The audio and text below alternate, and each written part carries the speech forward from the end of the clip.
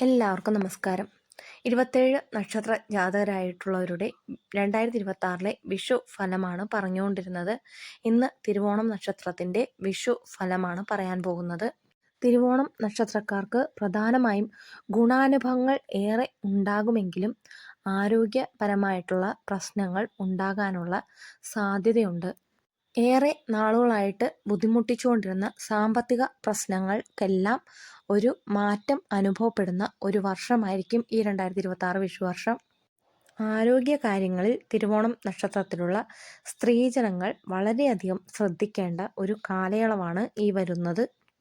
വിദ്യാർത്ഥികൾക്ക് വിദേശ യാത്രയ്ക്കുള്ള യോഗം കാണുന്നു.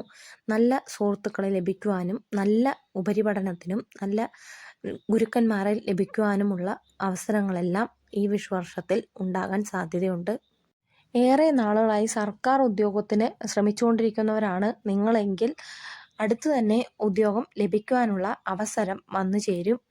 വളരെ നാളുകളായി കാണാതിരുന്ന സുഹൃത്തുക്കളെ കാണുവാനും അവരുമായി ഒത്തുചേർന്ന് ബിസിനസ്സുകളോ ജോലിയോ ഒക്കെ ചെയ്യാനുള്ള അവസരവും ഈ 2026 വിഷുവർഷത്തിൽ ഉണ്ടാകാൻ സാധ്യതയുണ്ട്.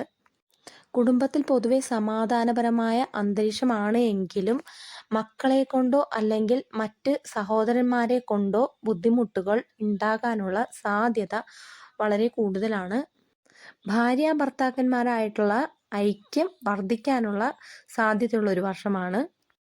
മാതാപിതാക്കളുമായി തർക്കങ്ങൾ ഉണ്ടാകാനുള്ള സാധ്യതയുണ്ട്. ഭൂമി സംബന്ധമായോ വസ്തു സംബന്ധമായോ ഉള്ള തർക്കങ്ങൾ ഉണ്ടാകാൻ സാധ്യതയുണ്ട്. അതുകൊണ്ട് ശ്രദ്ധിച്ച് മുൻപോട്ട് പോവുക. സർക്കാർ ഉദ്യോഗസ്ഥരായിട്ടുള്ള തിരുവോണം നക്ഷത്രക്കാർക്ക് പ്രമോഷൻ പോലുള്ള ആനുകൂല്യങ്ങൾ കിട്ടാനുള്ള സാധ്യതയുള്ളൊരു വർഷമാണ്.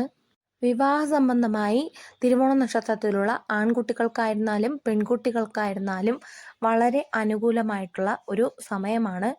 ആഗ്രഹിച്ച രീതിയിലുള്ള പെൺകുട്ടിയെയോ ആൺകുട്ടിയെയോ കിട്ടാനുള്ള സാധ്യതയുള്ള ഒരു വർഷമാണ് ഇത്. പ്രണയപരമായി പറയുകയാണെങ്കിൽ പുതിയ പ്രണയബന്ധത്തിൽ ഏർപ്പെടുന്ന ഒരു വർഷമാണ് തിരുവോണം നക്ഷത്രക്കാർക്ക് ഈ വിഷുവർഷം. പൊതുവെ തിരുവോണം നക്ഷത്രക്കാർക്ക് അനുകൂലമായ ഒരു വർഷമാണ് ഈ 2026 വിഷുവർഷം.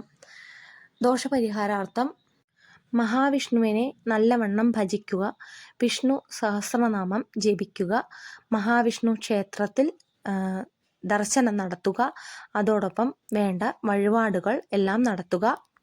അതുപോലെ തന്നെ ശിവപാർവതി ക്ഷേത്രത്തിൽ ദർശനം നടത്തി ശിവനും പാർവതിക്കും വേണ്ട വഴിപാടുകളൊക്കെ നടത്താൻ മുൻപോട്ട് പോവുക. അതുപോലെ തന്നെ സുബ്രഹ്മണ്യ സ്വാമിയെ നല്ലവണ്ണം പ്രാർത്ഥിക്കുക, സുബ്രഹ്മണ്യ സ്വാമിക്ക് വേണ്ട വഴിപാടുകളൊക്കെ നടത്തുക. അതുപോലെ തന്നെ ഭദ്രകാളി ക്ഷേത്രത്തിൽ ദർശനം നടത്തി ദേവിക്ക് വേണ്ട വഴിപാടുകൾ നടത്തുക. നമ്മളാൽ കഴിയുന്ന രീതിയിലുള്ള വഴിപാടുകൾ എല്ലാ അമ്പലത്തിലും നടത്തുക. അങ്ങനെയെല്ലാം ചെയ്ത് മുൻപോട്ട് പോവുകയാണെങ്കിൽ തിരുവോണ നക്ഷത്രക്കാർക്ക് വരാനിരിക്കുന്ന ദോഷങ്ങളെല്ലാം മാറി നല്ല ഒരു വർഷമായി തീരും ഈ 2026 എന്ന് ആശംസിക്കുന്നു.